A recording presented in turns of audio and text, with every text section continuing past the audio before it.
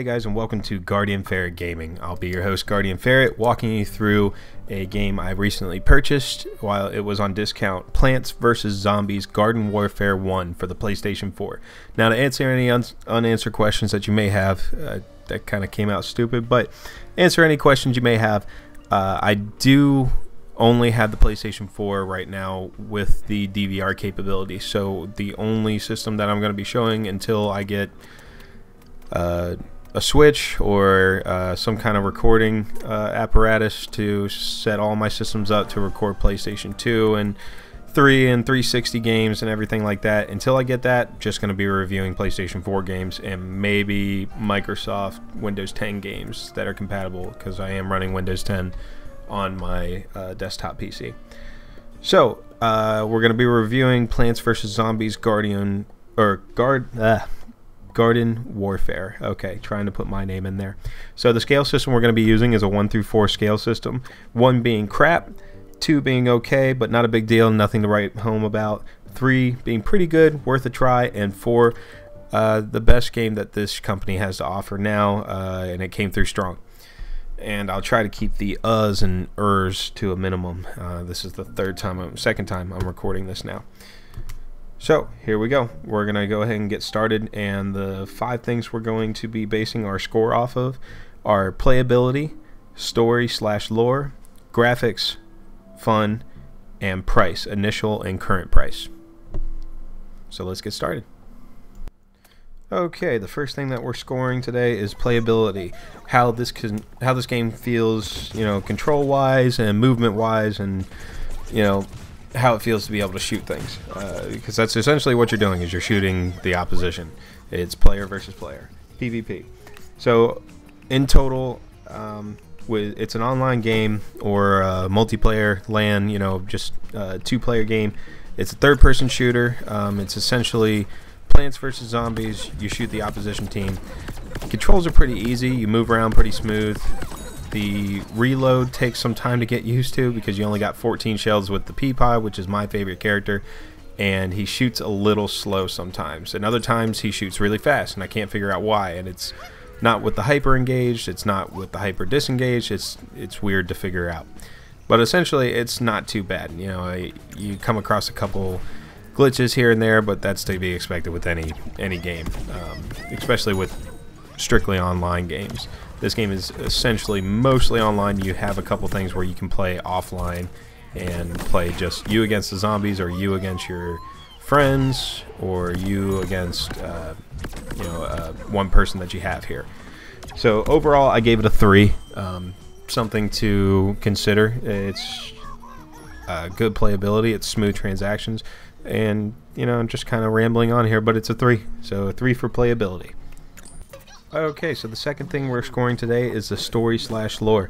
Essentially, there's not much going on here. It's just plants fighting zombies for the control of a garden. There's not a lot to go on. There's no backstory. You got some redneck hillbilly guy that can't really talk flying around in a flying RV, and then you have a zombie flying around in a patchwork Zeppelin. But that's essentially it. So we gave it a 2.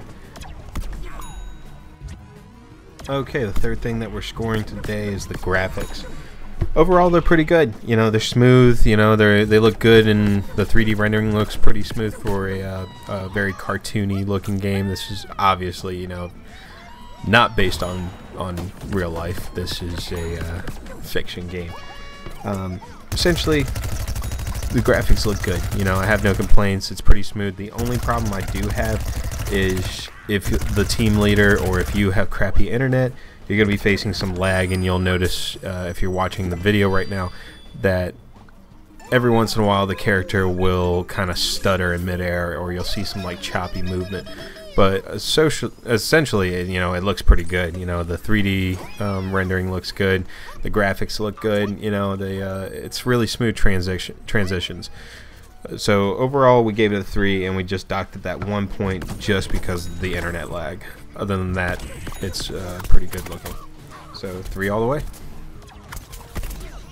Alright, so the fourth thing that we're scoring today is fun. How much fun is the game to play?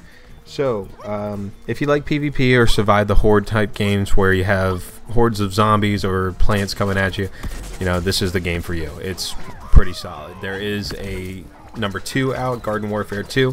Essentially, it's the same thing, you know, Plants vs. Zombies. I don't think much has changed, but once I get an extra 35 bucks, maybe I'll grab it, or maybe it'll be on sale one day when I go down to a discount video game store.